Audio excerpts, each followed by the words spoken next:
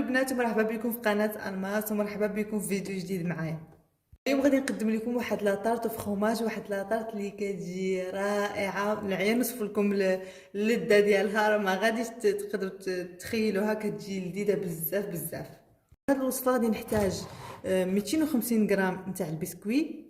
انا اختاريت هاد البسكوي، راه كيكون في الحوانت سميتو هنريس.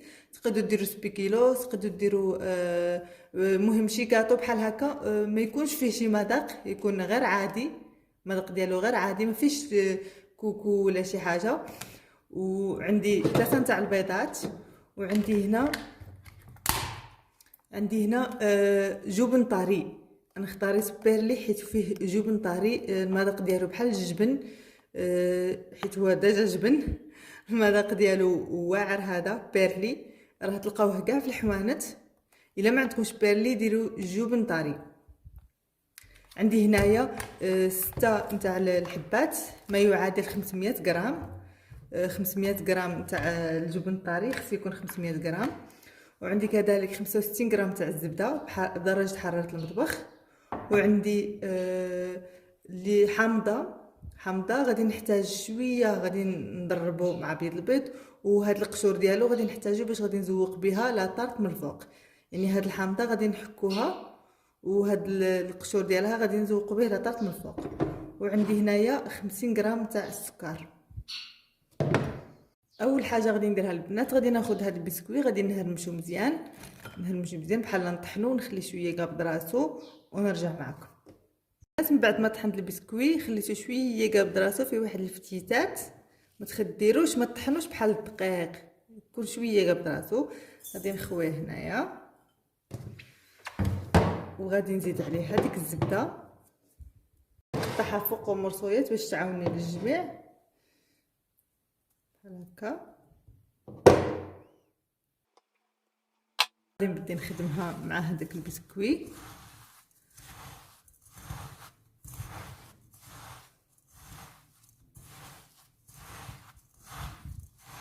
حتى يتجمعوا لي كاملين. من بعد ما جمعتي بحال هكا غادي يبقى عاد مفرتت بحال هكا. غادي ناخذ واحد اللاطه اللي بحال هكا كتحل، ديك اللي كتحل باش من بعد من نحلو تكون عندنا لاطات في الوسط بحال هكا. درت هذاك الورق نتاع الفرن، درت هذاك الورق وسديت عليها، وهاد الجناب من هنايا درتيهم الزبده. من الاحسن ديروا شي لاطه اللي بحال هكا كتحل، سينو الا ما عندكمش شي حاجه اللي كتحل بحال هكا ديروها في لاطه عاديه، ومن بعد يعني قسموها في اللاطه وهزوا، حيت يقدر تجيكم صعيبه باش تهزوها من بعد. هذه يعني كتساعد. دابا خديت لاطه بحال هكا، درت لتحت ورق الزبده، وهنا في الجناب راني دهنتها مزيان بالزبده.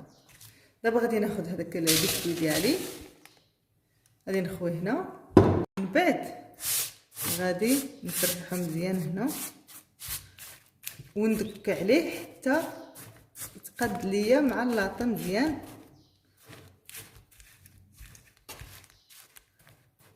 تيولي لي عبار واحد.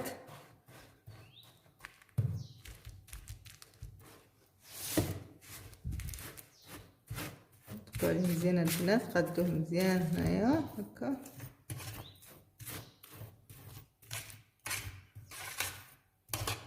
حاولوا تدكوا عليه هكا مزيان.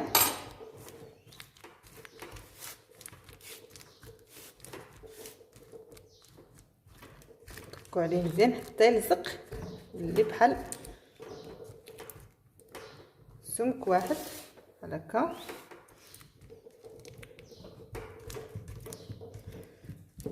بحال هكا مزيان.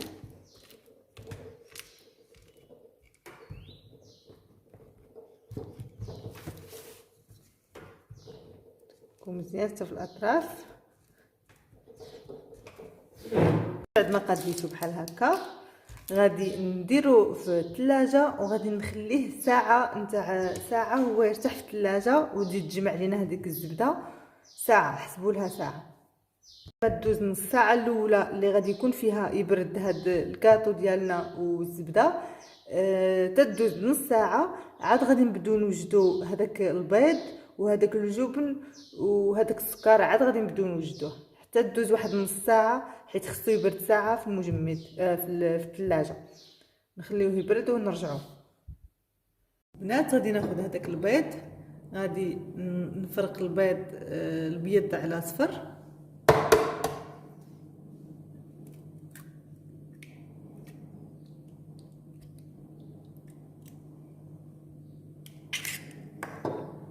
بعد ما فرقتهم دابا عندي هنا بياض البيض وعندي هنايا هذاك صفار البيض. هاد بياض البيض غادي نضربو مزيان مزيان مزيان مزيان حتى يولي لي حتى يولي بيض كامل، يولي بيض كامل. وغادي نزيد عليه شويه من هذاك عصير نتاع الحامض اللي قلت لكم ديروا واحد شويه. هنا عندي معلقه كبيره ونزيدو عليه حتى نضربو مزيان، نزيدو عليه ومن نضربو غادي نرجع معكم.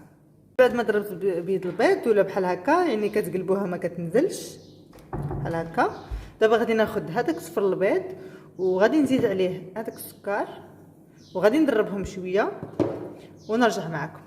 صافي البنات، انا ضربت هذاك صفر البيض مع السكر، ودابا غادي ناخذ الجبن الطري ديالي وغادي نخويهم هنايا ونحرك غير بشويه. غادي نخوي هادو كاملين، غادي نخويهم هنا.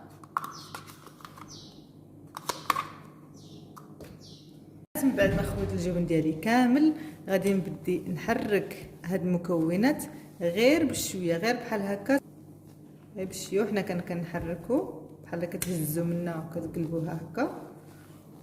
والوقت اللي انا كنوجد هاد الشيء راني درت الفران ديالي كيسخن بحال هكا، وديروا الفران ديالكم يسخن دابا.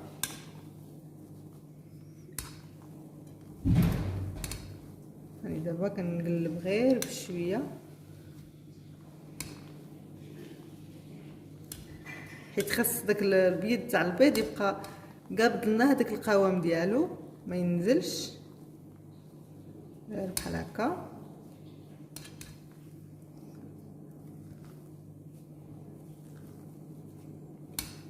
ومن بعد غادي نزيدو هذاك صفر البيض اللي وجدناه حتى هو غادي نقلبوه بنفس الطريقه. دابا ها هو صفر البيض ديالي،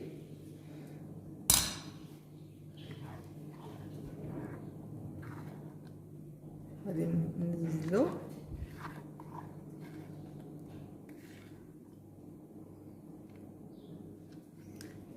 هكا، نزلوه كامل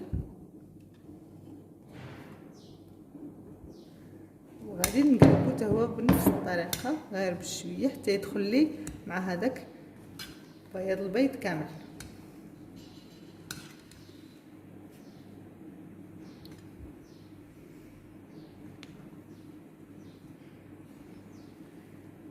المكونات كاملين مع بعض. غادي نجيب هذاك الكاطو ديالي اللي حضرته في المول، غادي نجيبوه باش نخوي فيه هذا الخليط ديالي. البنات غادي ناخذ المول ديالي وغادي نبدي نخوي فوقو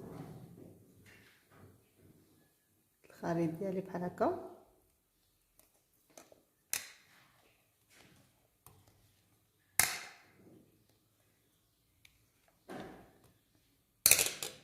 غادي ناخذ هذاك القشور نتاع الليمون، داك الحامض اللي كنت ديجا وجدته، وغادي نديرها فوقه. والفران ديالي راه دابا سخون،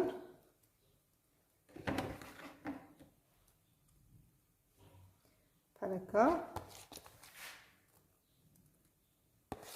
بنات راها كتجي لذيذه هاد الوصفه هادي، ما تمنعوهاش. هاد الوصفه راها غادي تعجبكم بزاف بزاف.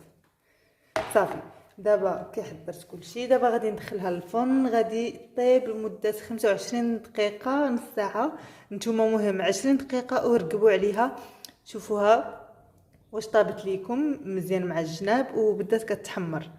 وغادي تنزلوها لتحت غير واحد شويه، غير شويه تذهب اللون ديالها، ما خصهاش تجي محمره بزاف، غير بحال اللون ديالها كيذهب. وعاد غادي مهم نتوما 20 دقيقه ورقبوا عليها، شوفوها واش طابت. صافي البنات، يلا دابا غادي نديرها في الفرن ومن غطيب غادي نوريكم الشكل النهائي ديالها. بنات هي الكيكه ديالي وجدات، غادي نحل عليها المول. شوفوا واش كتحيد فاسيل، صافي بحال هكا، وراه كتجي بحال هكا. دابا غادي ندخلها للثلاجه حتى تبرد، عاد غادي نقطع منها واحد المورصو.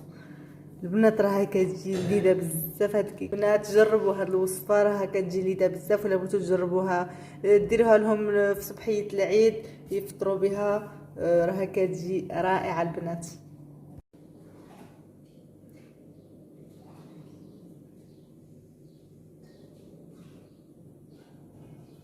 البنات شوفوا كيف كتجي ملي كنقطعها، راه كتجي لذيذه بزاف. البنات جربوا هاد الوصفه، راه غادي تعجبكم بزاف بزاف.